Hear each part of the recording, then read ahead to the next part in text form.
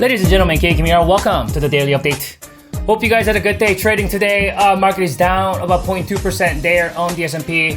I've been gone all throughout the month of July. I am back to do these daily videos. Keep in mind, for the month of August, we're going to be doing these daily videos from Monday through Thursday. So there will be no video for the weekend part of it, but we will be doing these videos analyzing this market together on a daily basis, Monday through Thursday. And I'll tweet things out on Friday, obviously, as usual, on a daily basis, as I've been doing throughout the month of July. We'll continue in that. It's just there will be no video on the weekends, right? Maybe we'll kind of implement that sometime in September or so.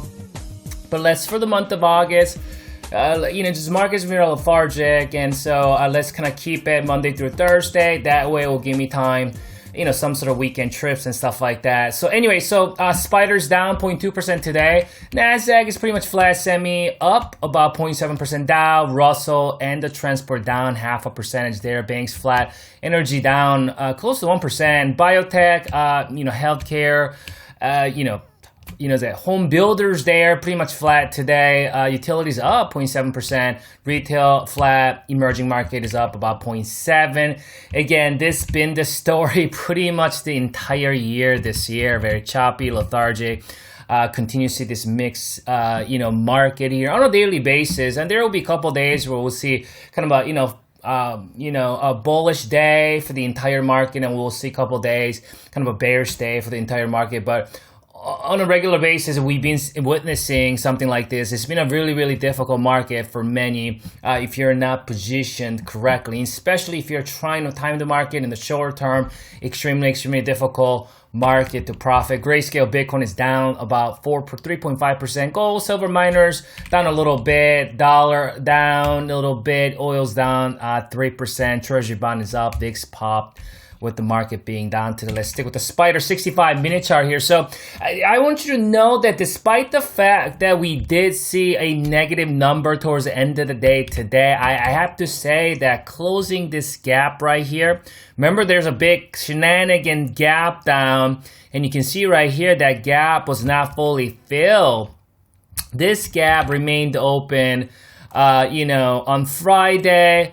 And then this morning, you can see that we gapped up here and filled that gap. And then we saw that pullback throughout the day. And you think that this is some sort of bull trap, but actually, it is very, very important. It would have been worse for the buyers if this gap remained open today. If it would have kind of gone up here and came down, they would have been much more severe. And looking at things in the more of a, not just day-to-day basis, maybe throughout this entire week, it is, it would have been better for the bears, for the sellers, if they kept this gap open, kind of use it as a breakaway gap to the downside, keep this gap open, and then continue to cultivate lower highs and lower lows.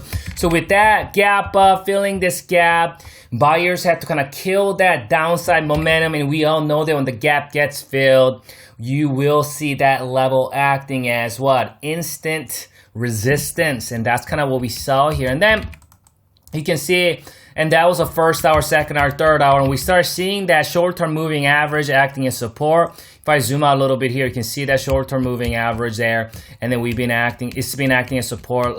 Friday here all throughout, we gapped up, came back down. You can see that on the third hour, we did see some dip buying activities there. Fourth hour, fifth hour, looks like fifth hour, a little bit of green candle for the first time throughout this entire day.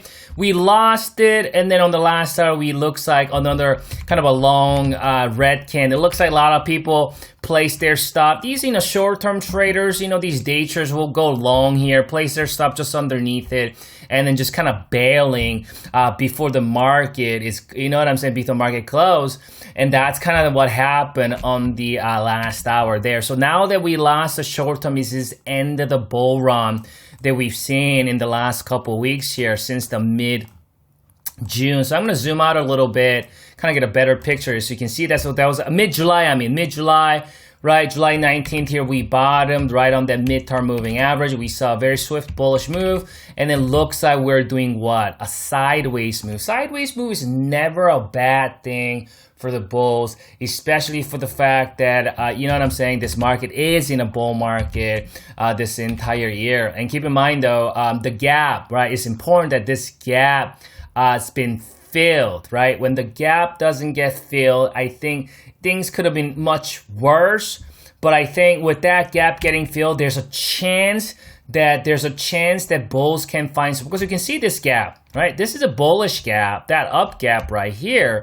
That gap's not been filled, right? You can see this, there's another gap here that's not been filled. Not to mention we got another secondary short-term moving average. Like, look at this minor term. Let's look at that short term.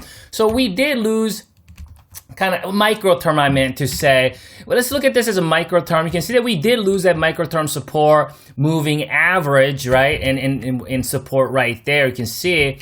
And so that was the last hour. So, and we can see that that's the important pivot, 436, right? That's the gap area coinciding with this support. Not to mention short-term moving average, the secondary, right? I know it's confusing. I've been calling this short-term. So let me just call this short-term moving average. I'm just confusing you guys by calling, well, now you're calling that micro-term. You've been calling it a short-term whenever you're tweeting things out every single day. Okay. Short-term moving average, secondary short-term. That clears things out, right? That's a midterm, as we all know. So this gap still open right here.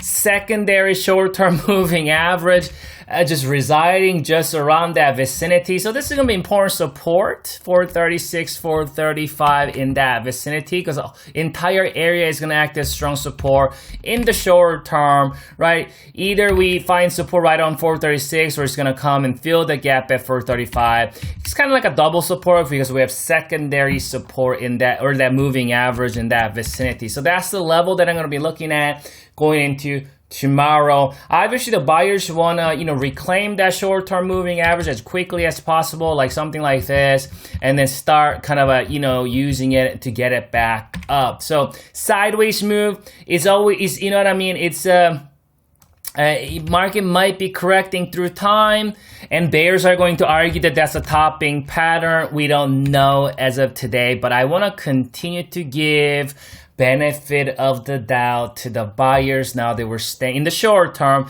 they were staying above this gap area and my secondary short-term moving average there. For bears though, if you're a seller here, you really want this market to tank. First things first, you really need to break below the 435 gap. So basically come down, fill the gap. There will be a, once the gap gets filled, it's gonna act as what? Support, because there's an up gap, right? So once you see a bounce, you see that first short-term moving average, use that as a resistance, cultivate lower high, and then attack the second gap, which is at what? 430-ish. That's what the bears want to see. So it'll be important what happens tomorrow or this coming week in this vicinity here, 436, 435 on spider. Let's check out that oscillator and see if we can extract any more information. It's been a while, right, since I've done this video. Looks like we did see a little bit of a head fake here. Looks like we initially kind of crossed, and then we crossed with a little bit of whipsawing action there. So we might be losing this support. So this right here is favoring the bears at this point. It might look something similar to this.